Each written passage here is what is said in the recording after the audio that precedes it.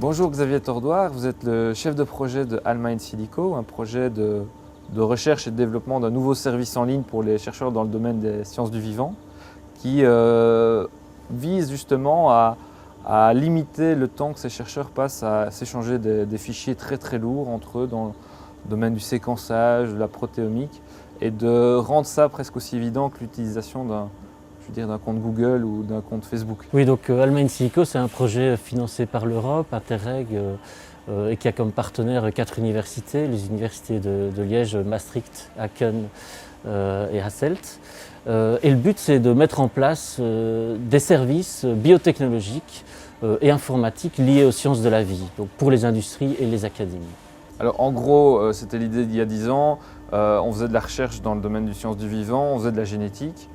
Et en gros, on faisait des études de probabilité. Aujourd'hui, quand on veut faire une étude ambitieuse, on a besoin d'avoir accès à de la génétique, à de la protéomique, à de l'imagerie, qui implique de pouvoir partager finalement des données qui sont produites par diverses technologies entre toute une série de chercheurs qui ont chacun leur domaine d'expertise, pour à la fin toujours faire une statistique, bien sûr, mais le travail en commun implique d'avoir des plateformes qui permettent de partager les données et d'avoir un espace de travail commun efficace. Le processus d'un chercheur par rapport à la gestion de tous ces éléments technologiques, toutes ces bases de technologie. Tout est stocké sur un ordinateur et ils doivent venir les uns après les autres, les différents chercheurs impliqués dans le projet avec leur propre disque dur. Ce qu'on veut leur enlever, c'est cette charge qui consiste à gérer les données. Donc c'est difficile d'évaluer, mais certainement qu'on passe 20% de son temps à faire des copies de fichiers inutiles, à vérifier qu'on a les bonnes références, etc.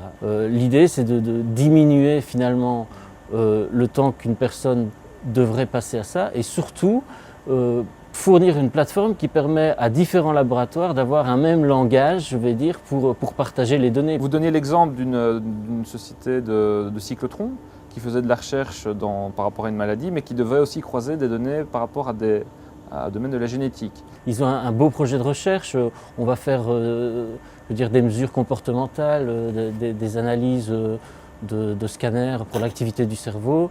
Et puis à côté de ça, on va faire de la génétique. Donc ce sont deux équipes complètement différentes qui font ça et ils se posent la question, mais comment est-ce qu'on va mettre les données en commun? Comment est-ce qu'on va faire le partage?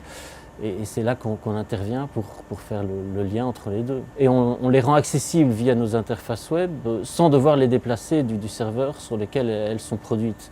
Alors quand des chercheurs veulent partager des données, ils ne doivent plus se poser la question de mais dans quel format est-ce qu'on les transfère, comment est-ce qu'on procède finalement pour échanger les données, puisque la plateforme est là pour répondre à toutes ces problématiques. À la limite, c'est aussi facile que dans le principe ou dans l'usage qu'ouvrir un compte sur un site de partage de photos. Tout à fait, oui. C'est exactement ça. Donc ça fonctionne un peu comme une Dropbox, mais hyper sophistiquée, on va dire. L'étape suivante, c'est quoi? L'étape suivante, c'est d'appliquer ce framework à des questions ou des applications industrielles et d'en faire un service commercial finalement.